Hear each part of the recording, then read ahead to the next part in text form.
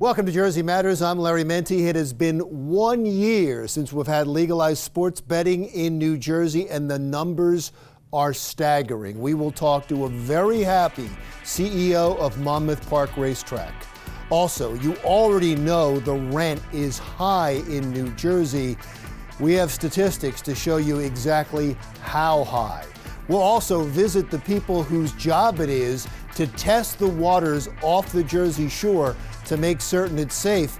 And a retirement home for dogs? It exists. We'll talk to the people who run it. And now, our interview with Dennis Drazin, the CEO of Monmouth Park Racetrack. Here's an amazing fact. Last month, New Jersey made more on legalized sports betting than Nevada. And that was just an exclamation point in what has been an incredible year for sports betting in New Jersey. And one of the men that made it happen is Dennis Drazin, CEO of Monmouth Park Racetrack. Thank you again for being here. I just said to you a moment ago, I feel like I'm always congratulating you. Well, thank you for having me, and thanks for the congratulations. You know, it was a 7-year battle to get sports betting up through the various levels of the court, and the Supreme Court finally in May of 2018 gave us a victory in the United States Supreme Court, and we began to start sports betting in June a year ago. So we just celebrated our first anniversary, and as of this date, New Jersey has handled $3 billion in total handle on sports betting. Is that beyond expectations? Because I know everybody was making projections at the time on what it was going to be. It wasn't beyond my expectation. There were people, you know, when I first said, when we started, that I thought by the end of the year we'd hit 1 billion.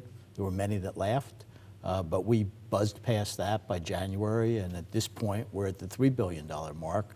I always was confident that because of New Jersey's demographics, that taking Vegas numbers into consideration and looking at what our demographics look like here in New Jersey, that we would handle that kind of money. In fact, it's growing day by day, and I think that we will surpass Vegas in the near future. Annually. Annually. Not just for the month, but it looks like you're going in the right direction, and that's not hyperbole to say that some people laughed, because I remember talking to you and you giving the $1 billion mark, and then me talking to some legislators and them saying, no, we're not going to hit that. We're not going to hit that. And I think they even showed that in the budget, didn't they? Yeah, I think that the original budget expectations was about 13 million in taxes, and it's actually about 23 million instead. They always love that. And so they can, it's unusual though for them to lowball the tax expectations on something. Usually they go a little bit higher so they can spend more. And it was interesting in your case, they went the other way.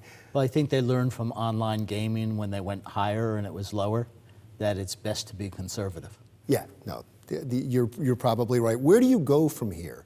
I mean, I understand that you want to beat Nevada, but at a certain, everybody looks for growth, right? Everybody looks for what's the next thing. All right, you got here, what's the next thing? Is there a next thing? So I think when you look at it in perspective, that when we started taking bets, so we started mid-June of 2018, and Monmouth Park was the first because we had been the leader throughout and we were ready to go. But a lot of the online wasn't available at that time. They delayed that for 30 days. A lot of the other casinos and racetracks did not start as early as we did. So really the growth now is with a full system. Even there, at the current time, at least one racetrack and some of the skins that have not started operating. So I think that the numbers are just going to get bigger. And I see more and more people, you know, converting from an illegal market to a legal wagering site. So, you know, this was as we've talked before, in the United States, this was a $400 billion illegal gambling industry, mostly run by crime families and offshore companies that we couldn't track. And now that it's legal and it's come out of the dark shadows, and states will one by one legalize sports betting, it's going to grow for this country, and a lot of it is going to shift over to a legal market, but you're never going to put the bookies out of business. It's amazing that you were able to do so well, because I remember a lot of the projections were, yeah, well, New Jersey's going to be first and Delaware's there, but everybody's going to do it. You know, you're going to have everybody doing it, and because of the increase in competition, the numbers can't be that high. And it seems like everywhere, across the board, everybody that's legalized it is doing well with this. Yes, they have been, but we always understood what our market was. So because of federal laws like the Wire Act, we knew that our market is New Jersey. So we can't take bets from someone that's in New York. We can't take bets from Pennsylvania unless they come to New Jersey. But eventually, even when every state that wants to do it, because there may be some states that say, not our cup of tea, right. We don't believe in it. But every state that wants to do it, I think will see revenues for their taxes and the attendance both at racetracks, casinos, or whatever venue they permit them in will increase. Their food and beverage services will enjoy, an uptick.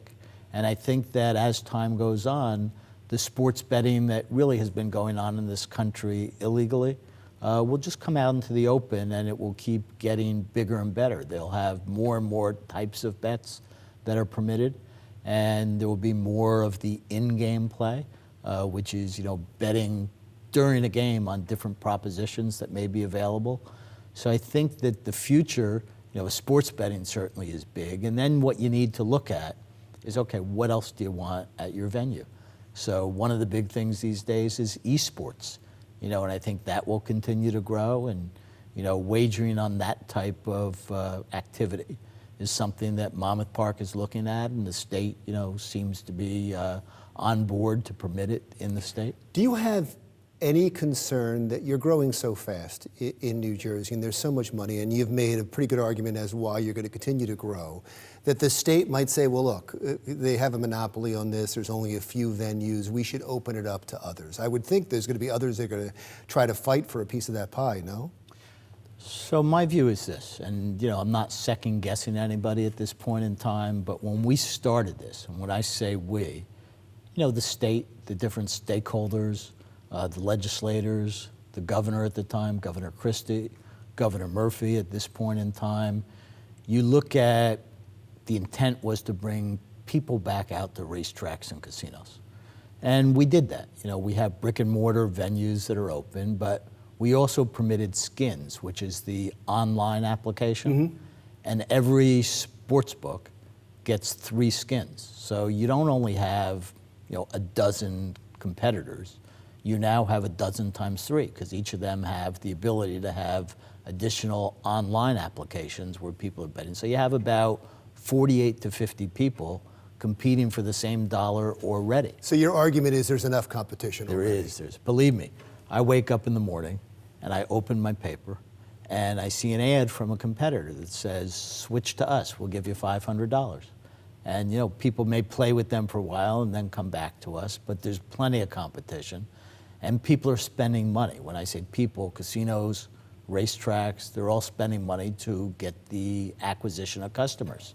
So I think it will continue to grow. And if another venue or another segment of the state, wants to have sports betting, the way I would like to see it happen is that it expands to current racetrack properties. So we have off-track wagering sites throughout the state.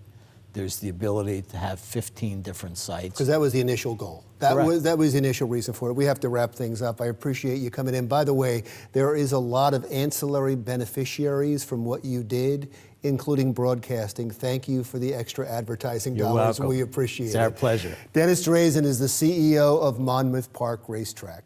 Jersey Matters continues after this. Still to come on Jersey Matters, we'll talk about the one thing everybody can agree is a good thing in the New Jersey budget when Jersey Matters continues.